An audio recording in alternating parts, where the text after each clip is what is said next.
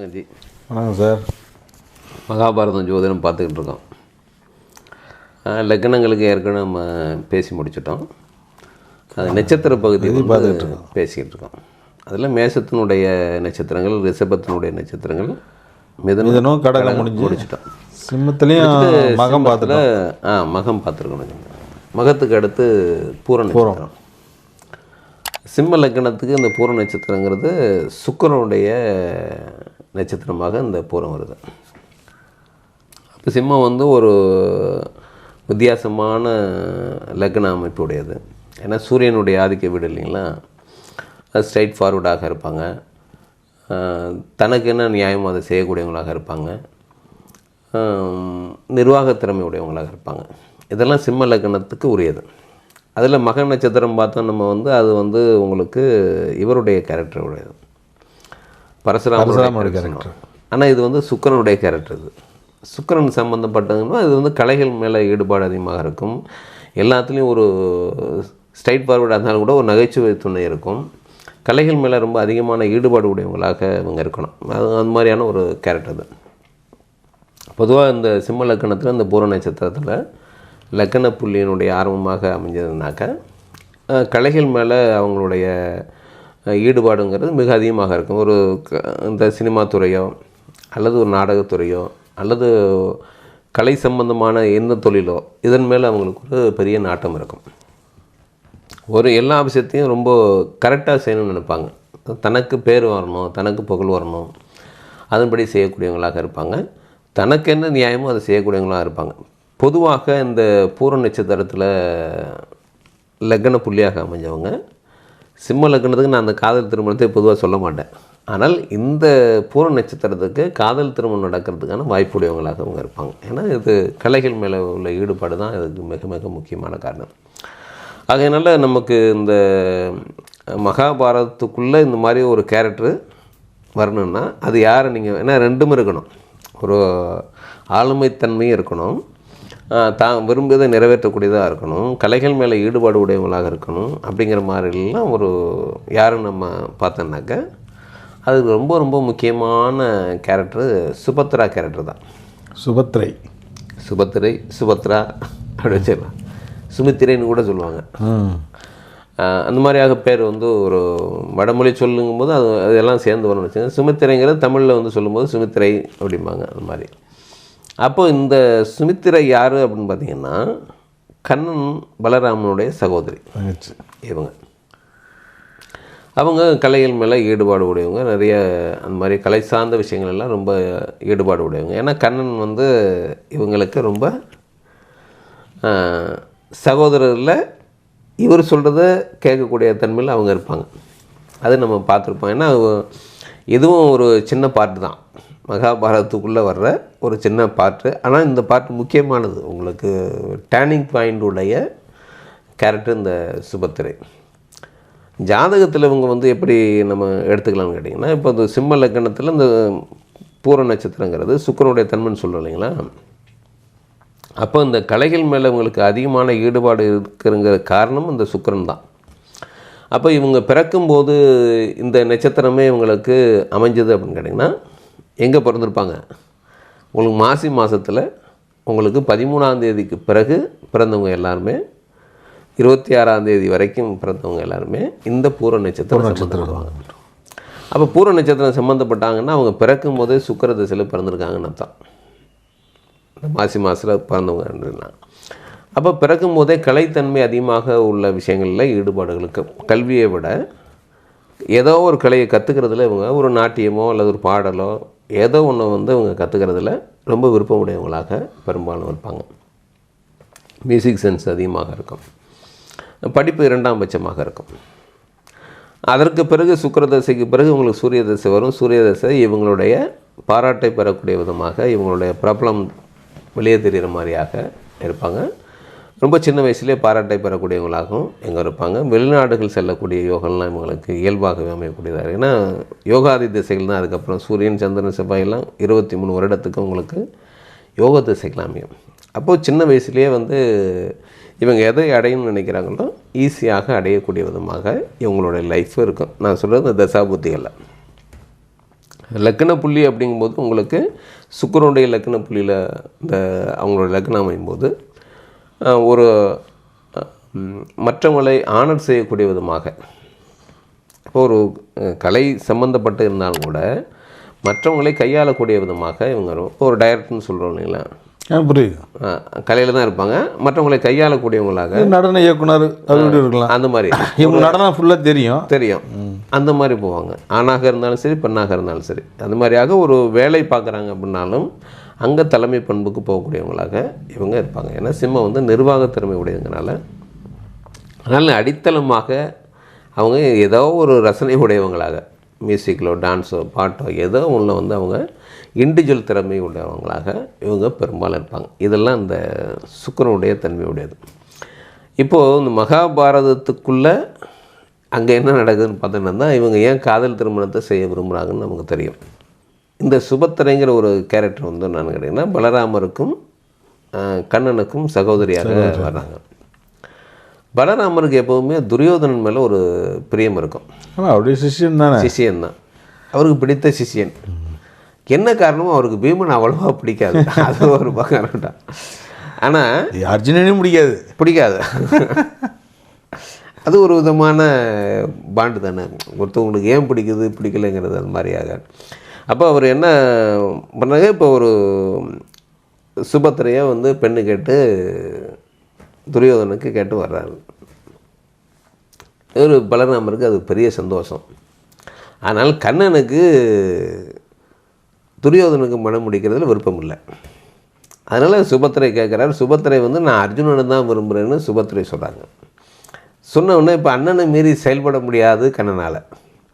அதனால் அவர் என்ன பண்ணுறாரு, நீ வந்து அர்ஜுனனை திருமணம் பண்ணிக்க, காந்தர்வ மனம் புரிஞ்சுக்க அப்படின்னு சொல்லிட்டு இவர் கண்ணன் வந்து என்ன பண்ணுறாரு, இப்போ திருமண ஏற்பாடுகள் இங்கே நடக்கும்போது சுபத்திரையிட்ட சொல்கிறாரு, நீ வந்து அர்ஜுனன் கூட நீ கிளம்பலாம் அப்படி சொன்னோன்னே, இப்போ அர்ஜுனன் என்ன பண்ணுறாரு, அர்ஜுனன்கிட்ட சொல்கிறாரு, அர்ஜுனா நீ தேர் ஓட்டாத, சுபத்திரையை தேர் ஓட்ட சொல், நீ பின்னாடி இருந்து உங்களை துரத்திட்டு காவலர் வந்தாங்கன்னா அவங்கள நீ சமாளிச்சுக்கிட்டு சுபத்திரை தான் தேர் ஓட்டணும்னு சொல்கிறார். அதுக்கு ஒரு காரணமும் இருக்குல்ல. ஆமாம், எவ்வளோ பெரிய காரணம் அது. இப்போ இங்கே பலராமருக்கு வந்து பெரிய இது என்னென்னா, இந்த மாதிரி சுபத்திரை அர்ஜுனை கடத்திட்டு போகிறான்றத நியூஸு அப்படின்னு சொன்ன உடனே இவர் என்ன பண்ணுறாரு, படையை அனுப்புகிறாரு. போய் எப்படியாவது அர்ஜுனை தடுத்து நிறுத்துங்க, ஊரை நம்மளுடைய நாட்டினுடைய எல்லையை தாண்டக்கூடாதுன்னு சொல்லி அவர் பண்ணுறாரு. இங்கே வீரர்களும் தொடர்ந்து போகிறாங்க. அர்ஜுனன் வந்து எல்லாரையும் வீரர்களை தடுத்துட்டு அம்பு போட்டுகிட்டே அவர் போகிறாரு. சுபத்திரை கடந்து போயாச்சு. போனவுடனே பலராமருக்கு உடனே அஸ்தினாபுரத்து மேலே படையெடுத்து நான் சுபத்திரை கொண்டு வரணும் அப்படிங்கிறாரு. அப்போ கண்ணன் சொல்கிறார், இருப்பா கொஞ்சம் அவசரப்படாது, பொறுமையாக கேளு, படை வீரர்களை கூப்பிடு, யாரை கடத்திட்டு போனாங்கன்னு பார்க்கலாம் அப்படின்னு சொல்லி படை வீரர்களை கூப்பிடுங்கிறாரு. கூப்பிடணும். இப்போ படை வீரர்கள் வந்து சொல்கிறாங்க, இந்த மாதிரி நாங்கள் எவ்வளவோ தடுத்து பார்த்தோம், முடியல, அர்ஜுனன் வந்து எங்களுக்கு மேலே எங்களை தொடர்ந்து வராத முடிய அவர் அம்பு போட்டுக்கிட்டே இருந்தார், போயிட்டாங்க அப்படின்னோடனே இப்போ கண்ணன் கேட்குறாரு, ஆமாம் அர்ஜுனன் வந்து பேரும் ஓட்டிக்கின்னு அம்பும் ஓட்டானா கேட்டானா, இல்லை சுபத்திரை தேர் ஓட்டினாங்க, அர்ஜுனன் அம்பு போட்டு எங்களை தடுத்துக்கிட்டே இருந்தார் அப்படி சொன்னோடனே கண்ணன் சொல்கிறாரு, என்னன்னா சுபத்திரை இல்லை அர்ஜுனனை கடத்திட்டு போன மாதிரி இருக்கு சொன்னோன்னா இவருக்கு ஷாக்காகுது. ஆமாம் தங்கச்சியில் தேர் ஓட்டிட்டு போயிருக்கு, தங்கச்சியில் போயிருக்கு அப்படின்னோடனே அவர் சைலண்ட் ஆகிறார். புரிஞ்சு போச்சு. அவர் 2 பேரும் காதல் வச்சுருக்காங்க, கல்யாணம் பண்ணிக்கிறாங்க. இதனால் இன்னும் கோபம் ஜாஸ்தி தான் அர்ஜுனன் மேலே ஏற்படுதே தவிர இப்போ பலராமனுக்கு இது ஏற்படலை. அப்போது இந்த ஒரு கேரக்டர் பாருங்கள், தன்னுடைய விருப்பப்படி தன்னுடைய திருமணத்தை தீர்மானிக்கக்கூடியவங்களாக இருக்காங்க, காதல் மனம் புரியறத விருப்பம் உடையவங்களாக இருக்காங்க, கண்ணன் சொல்கிறத கேட்கக்கூடிய நபராக இருக்காங்க. இப்படி செஞ்சாக்க பிரச்சனை இருக்காது அப்படின்னோன்னா அதற்கு தகுந்த மாதிரி நடவடிக்கையில் இறங்க. தேர் ஓட்டுறதுங்கிறது, பெண் தேர் ஓட்டுறதுங்கிறது அவ்வளோ ஈஸி இல்லையே, ரொம்ப கஷ்டம். அப்போது அதுதான் அந்த நிர்வாகங்கிறது சிம்மத்துக்கு இருக்கக்கூடிய ஒரு நிர்வாகம். இவங்க பெண்ணாக இருந்தாங்கன்னா தன்னுடைய வாழ்க்கை துணை கடத்திட்டு போய் திருமணம் பண்ணக்கூடிய அளவுக்கு தைரியம் உடையவங்க. ஏன்னா இதற்கு நேர் 7ஆம் இடம் பார்த்திங்கன்னா கும்பம்.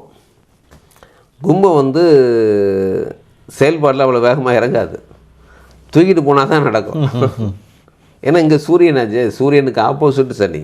அப்படிங்கும்போது உங்களுக்கு இந்த சூரியனுக்கு இருக்கிற தைரியம் சனிக்கு இருக்காது. அதனால் சனியை வந்து கடத்திட்டு போய் தான் அவங்க திருமணம் பண்ணுவாங்க அப்படிங்கிறது தான் இந்த மகாபாரதத்துக்குள்ளே. ஏன்னா பெரும்பாலும் சிம்ம லக்கணங்கள் காதல் மனம் புரியறதை விரும்பாத ஒரு லக்கணம்.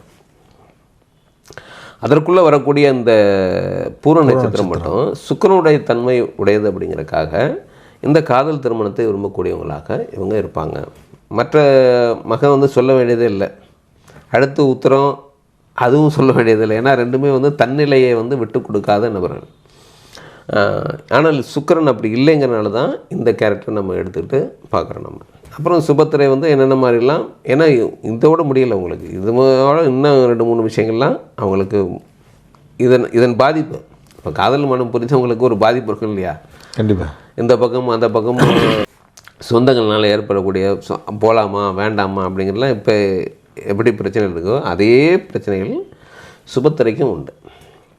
சார், இப்போ இவங்களுக்கு திருமணம் வந்து காதல் திருமணம் தான் அப்படின்னு சொல்லிட்டு மேக்சிமம் பெரும்பாலும் அப்படி இருக்குது அப்படின்னு சொல்லியிருக்கீங்க இல்லையா? இப்போது இவங்களுடைய ஆரம்ப கல்வி, இப்போ உயர்நிலை கல்வி, சின்ன இதுன்னு சொல்லிடுறேன், உறவு முறையில் கூட காதல் திருமணம் இருக்கிறதுக்கான வாய்ப்பு அப்படி. ஏன்னா இது உறவு தானே. ஆமாம் ஆமாம் ஆமாம். இப்போ அவங்களுடைய கல்வி எப்படி சார் இருக்கும்? கல்வி நிலைமை எப்படி இருக்கும்? கல்வி சிறப்புடையவங்க தான். அதாவது பொதுவாக சிம்ம லக்னம் வந்து உங்களுக்கு அனுபவ கல்வியை தான் விரும்பக்கூடியவங்களாக இருப்பாங்க, எடுத்துக்கக்கூட இருப்பாங்க. இப்போ இவங்களுக்கு பிறந்த லக்னம் வந்து சிம்ம லக்னம் கேரக்டர் இது நம்ம அதை சொல்லிடுறோம், பூர நட்சத்திரம். அதனால் நட்சத்திரம் வேறாக இருக்கலாம். வேறு இப்போ மாசி மாதத்தை தவிர வேறு மாதத்தில் பிறந்திருந்தாங்கன்னா அவங்களுடைய நட்சத்திரம் வேறுபட்டுரும். வேறுபட்டு வேறு இந்த திசைகள் வந்து அவங்களுக்கு சூரிய தசையோ சந்திர தசையோ செவ்வாய் தசையோ அல்லது குரு தசையோ, இந்த 4 திசை நடக்காமல் வேறு திசை நடந்தால் கல்வி சிறப்பு கட்டாகும், கல்வி வந்து தடை ஏற்படும் உங்களுக்கு. இந்த 4 திசை நடந்தால் சூரிய திசையோ சந்திர திசையோ செவ்வாய் திசையோ குரு திசையோ நடந்தால் இவங்களுக்கு கல்வி தடை இல்லை, கல்வியை வந்து கம்ப்ளீட் பண்ணுவாங்க. அதனுடன் சேர்ந்து இந்த கலை சம்பந்தமானதையும் அடிஷ்னலாக கற்றுக்கக்கூடியவங்களாக இருப்பாங்க. அப்படி அல்லாது வேறு திசைகள் நடந்தால் கலை சம்பந்தமான துறையில் தான் பெரும்பாலும் இருப்பாங்களே தவிர கல்வி வந்து உங்களுக்கு தடை ஏற்படும். இது வந்து கல்வியினுடைய நிலை. அது பெரும்பாலும் வந்து உங்களுக்கு அனுபவ கல்வி தான் சிம்மத்துக்கு அமையும். ஒரு தாழ்வு மனப்பான்மை இருக்கும் எப்போதுமே சிம்மத்துக்கு. மகமாக இருந்தாலும் சரி, பூரமாக இருந்தாலும் சரி, உத்திரமாக இருந்தாலும் சரி, ஒரு தாழ்வு மனப்பான்மை இருக்குது. ஏன்னா ஏதோ ஒன்று நம்ம விட்டுட்டோமே, கற்றுக்காமல் விட்டுட்டோமே, இல்லை படிக்காமல் விட்டுட்டோமே அப்படிங்கிறதுக்காகவே ஒரு தாழ்வு மனப்பான்மையில் இவங்க எவ்வளோ உயர்ந்த நிலையில் இருந்தாலும், எவ்வளோ திறமையான நபர்களாக இருந்தாலும் ஒரு விஷயத்தை நம்ம வந்து விட்டுட்டோமே அப்படிங்கிற வருத்தம் உங்களுக்கு இருக்கும்.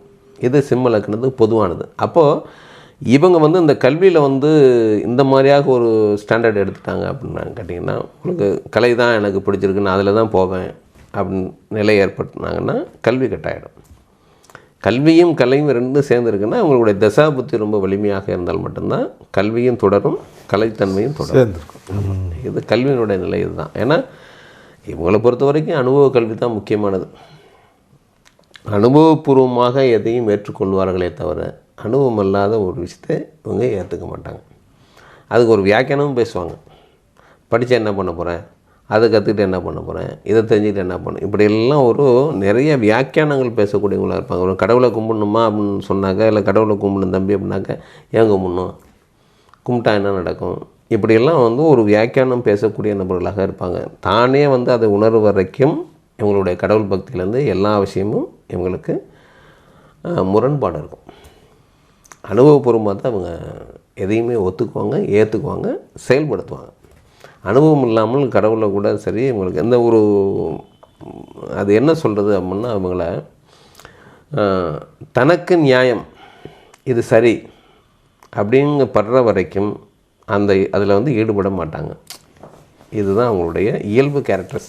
யார் சொல்லியும் செய்ய மாட்டாங்க. நட்பை தேர்ந்தெடுக்கிறது அவங்க அப்படி தான். ரொம்ப வந்து இவங்களுக்கு சாட்டிஸ்ஃபேக்ஷனாக இருக்கக்கூடிய நட்பை தான் எடுத்துக்குவாங்களே தவிர, நட்பில் கூட நட்புக்கு ரொம்ப முக்கியத்துவம் கொடுக்குறவங்க. அதனால் அந்த நட்பை தேர்ந்தெடுக்கிறது ரொம்ப தெளிவாக இருப்பாங்க. வாழ்க்கை துணை எப்படி தேர்ந்தெடுக்கிறாங்களோ அதே மாதிரியாக நட்பை தேர்ந்தெடுக்கிறது ரொம்ப தெளிவானவங்க, நட்புக்கு ரொம்ப முக்கியத்துவம் கொடுக்குறவங்க. அதனால் எல்லா விதத்துலேயும் இவங்களுக்கு ஒரு விதமான தேடல் இருந்துக்கிட்டே இருக்கும், தன்னுடைய திறமையை வெளிப்படுத்தணுங்கிற ஒரு ஆர்வம் இருக்கும். இதுதான் இவங்களுடைய கல்வி, இப்படி தான் இவங்களுடைய கல்வி நிலை இருக்கும். அன்னாசரியாக ஒரு கல்வியை ஏற்றுக்க மாட்டாங்க. இப்போ நீங்கள் உங்கள் அப்பா அம்மா விரும்புகிறாங்க, டாக்டருக்கு படிக்கணும்னு விரும்புகிறாங்க, ஒரு இன்ஜினியரிங் படிக்கணும்னு விரும்புகிறாங்கன்னா இவங்களுக்கு அது படிக்கணும்னு தோணுனால்தான் படிப்பாங்க. இல்லைன்னா ஒதுக்கிட்டு வாங்க. இல்லைன்னா இல்லை எனக்கு அது பிடிக்கலம்பாங்க. அதை படித்து நான் என்ன பண்ண போகிறேன், எனக்கு பிடிக்கல. ஏன்னா பெரும்பாலும் மருத்துவத்துறை இவங்களுக்கு சாராது சிம்ம லக்னம். ஏன்னா தனக்கு தானே மருத்துவம் எடுத்துக்க மாட்டாங்க அவங்க. இப்போ ஒரு ஹாஸ்பிட்டலில் போய் ஒரு மாத்திரை சாப்பிட்றதோ ஊசி போடுறதோ இவங்களுக்கு இயல்பாகவே பிடிக்காது.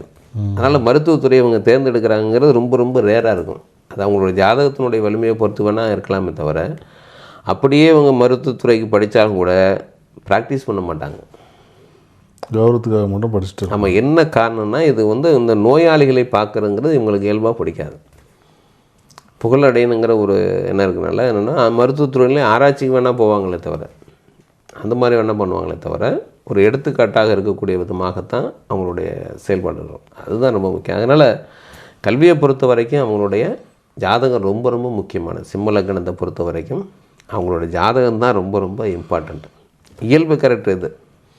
வாழ்க்கையை எப்படி வேணாலும் வாழ இவங்களால் முடியும். ரொம்ப எளிமையாக வாழ முடியும், ரொம்ப ஆடம்பரமாக வாழ முடியும். அப்போ சூரியன் எங்கே இருக்கிறாருங்கிறது ரொம்ப ரொம்ப முக்கியம். லக்னாதிபதி எங்கே இருக்கிறாருங்கிறது முக்கியம். அதற்கு பிறகு இந்த நட்சத்திர அதிபதியான சுக்கிரன் எங்கே இருக்கிறாருங்கிறது முக்கியம். 10ஆம் இடத்து அதிபதி 3ஆம் இடத்துல சுக்கிரன் வர்றதுனால இந்த 2 கிரகமும் எங்கே இருக்குது, நடக்கக்கூடிய தசாபுத்திகள் என்ன அப்படிங்கிறலாம் பார்த்து தான் முடிவு செய்யணும். இந்த இயல்பு எங்கே சேஞ்ச் ஆகுது அவங்களுக்கு. ஏன்னா ஏதோ ஒரு காலகட்டத்தில் புகழடையக்கூடியவங்க தான். முன்னையா பின்னையாங்கிறது அவங்க ஜாதகம் தான் தீர்மானிக்கும். Okay okay. அப்போ படிப்பு அனுபவ படிப்பு தான். இப்போ அவங்களுக்கு அனுபவ படிப்பு தான். இப்போ தொழிலும் அதை சார்ந்து தான் இருக்கும். தொழிலும் அதை சார்ந்து வேலை வாய்ப்பு, தொழில் வேலை வாய்ப்பு அவங்களுக்கு எப்படி அமையும் அவங்களுக்கு?